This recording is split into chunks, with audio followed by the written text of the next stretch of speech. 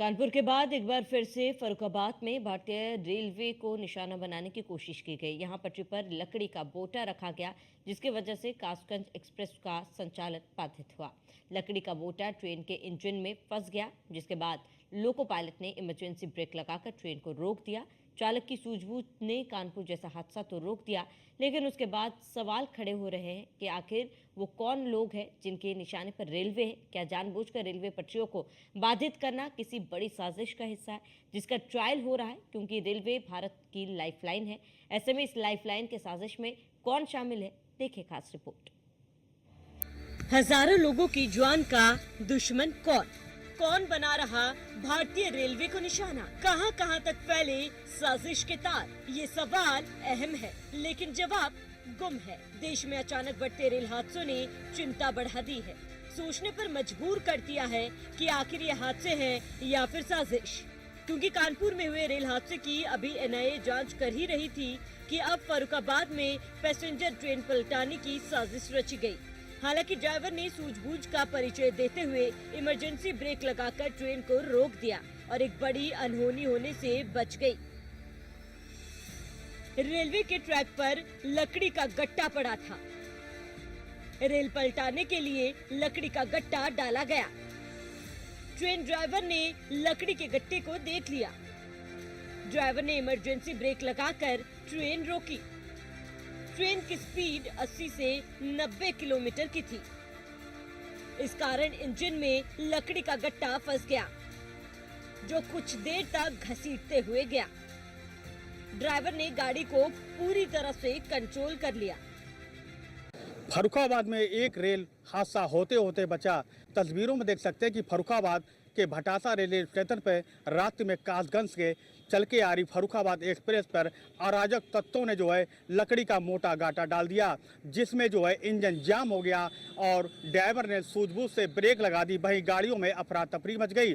वहीं इसकी सूचना गार्ड और ड्राइवर के द्वारा आरपीएफ जीआरपीएफ को दी गई। जीआरपीएफ ने तत्काल मौके पहुंचकर जो है जांच कर रही है। अभी तक जीआरपी फर्रुखाबाद और आरपीएफ के हाथ खाली नजर आ रहे हैं। लकड़ी के टुकड़े को इंजन में फंसने पर निकाल दिया गया। इससे एक बड़ी घटना होते होते बच गई।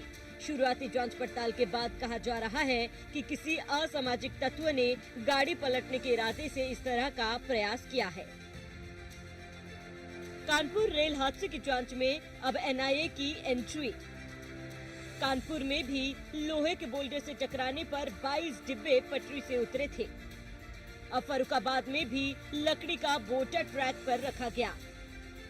पहले लोहे का बोल्डर, अब लकड़ी का बोटा। इसके पीछे कौन?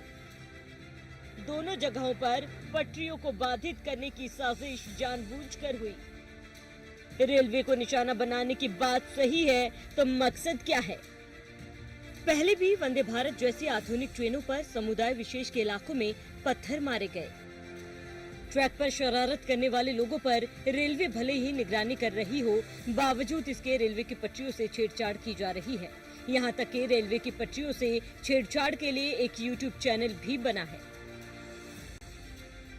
रेलवे की पटरियों से छेड़छाड़ का तरीका सिखाने के लिए बना है यूट्यूब चैनल। गुलजार शेख नाम का शख्स संचालित करता है यूट्यूब चैनल।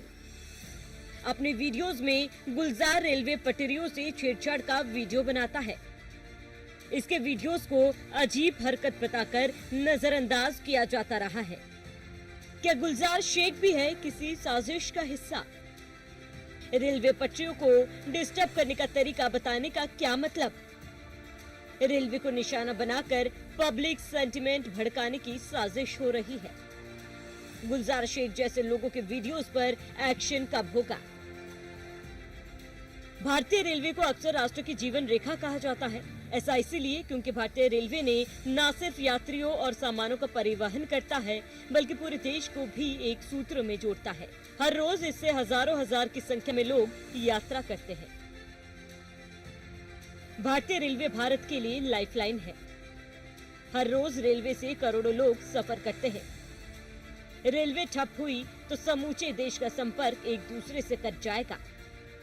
माल परिवहन का सबसे बड़ा माध्यम भारतीय रेलवे है। रेल संपर्क कटा तो माल की आवाजाही बंद हो जाएगी।